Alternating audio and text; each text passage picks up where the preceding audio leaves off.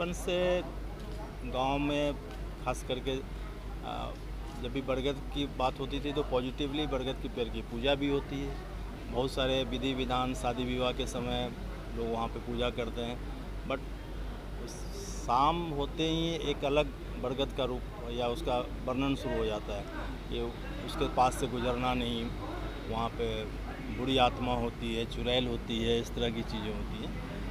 तो ऐसे हम चेतना के साथ बैठे थे जो इस फिल्म को डायरेक्ट कर रही है। काफ़ी सुलझी हुई लड़की है, डायरेक्शन के बहुत अच्छे गुण उनके पास है। तो हम लोग डिस्कस कर रहे थे तो डिस्कस में बात चली कि क्यों ना एक ऐसी फिल्म बनाई जाए जहाँ तुमने जैसा बोला कि वो हास्य भी है और डर भी है, दोनों का सामंजस्य है इसमें। भैया लग नहीं रहा है कि आपको यहाँ फिल्म इंडस्ट्री में भूताहट टाइप का जिस तरीके से हॉरर कॉमेडी कर सकते हैं, ये रिस्क थोड़ा होता है भोजपुरी इंडस्ट्री में, ऐसा है क्या?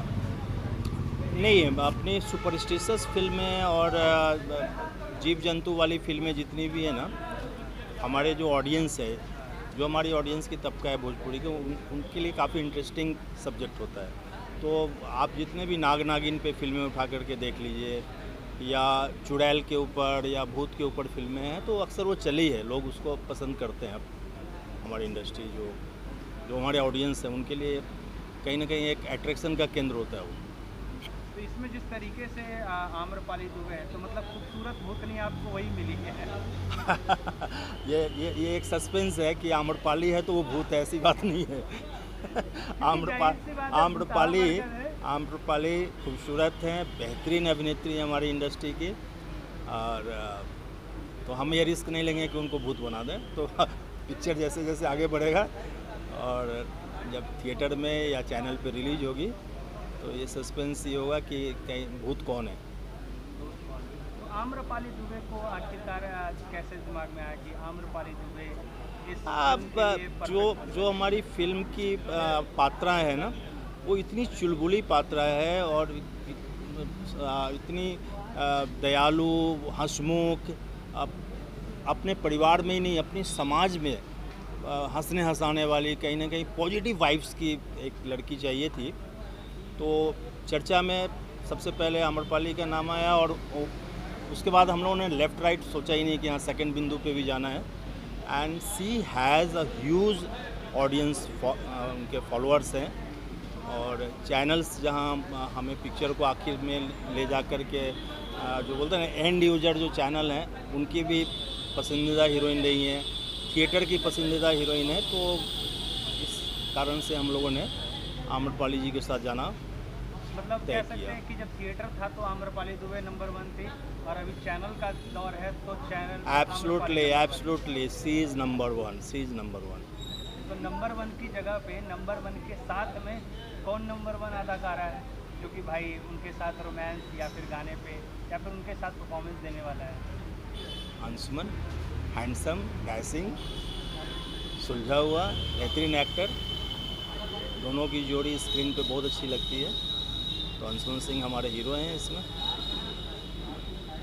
कैसे जोड़ी जमने वाली है आम्रपाली जी का और अंशुमन जी?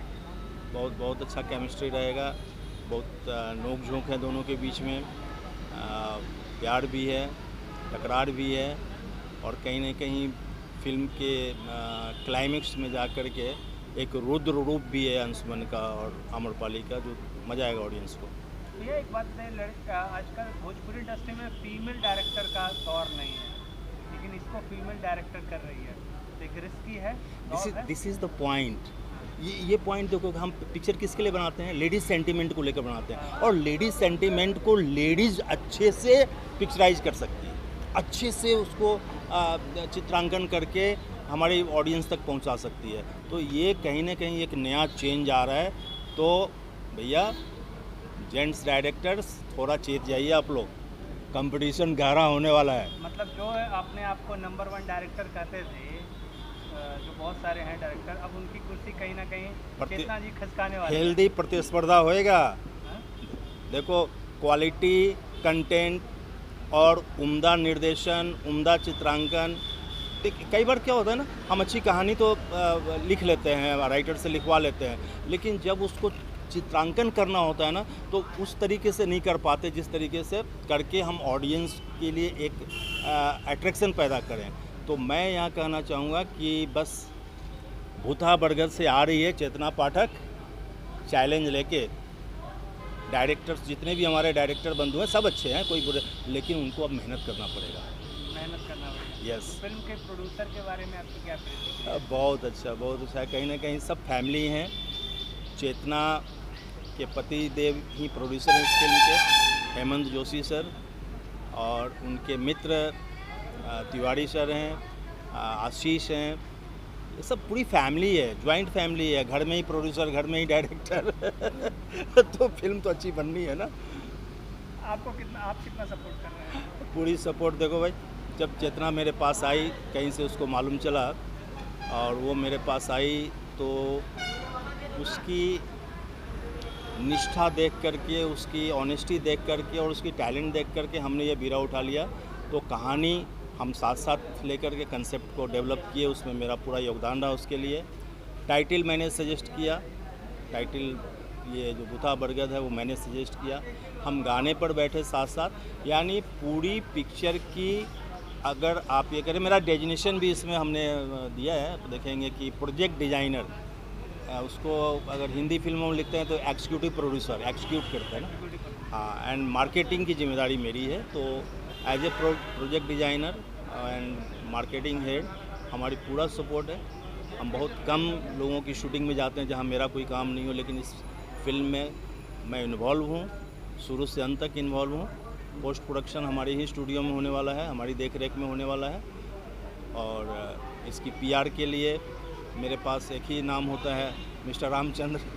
अब यहाँ से इनकी मेहनत, आपकी मेहनत, हम सब की मेहनत इस पिक्चर को भोजपुरी क्षेत्र में, भोजपुरी के ऑडियंस तक हम सब मिल करके पहुँचाएँगे।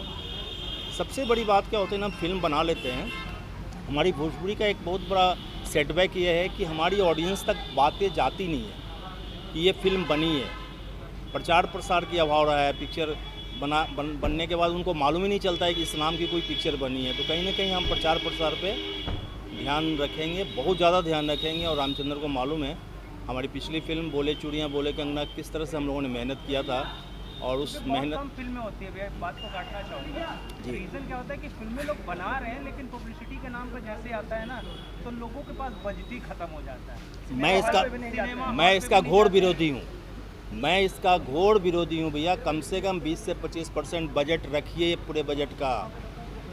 हम प्रोडक्ट तो बना लेंगे, लेकिन यूजर को मालूम ही नहीं है प्रोडक्ट का नाम, प्रोडक्ट का गुण, तो कहाँ से खरीदेगा वो। तो हमारे ऑडियंस तक पहुंचाने के लिए प्रचार प्रसार जरूरी है। मत बनाइए फिल्म में, अगर 20-25% की बजट नहीं रख सकते हैं तो आप प्लीज़ फिल्म ना बनाएं। रीज़न क्या होता है कि मैंने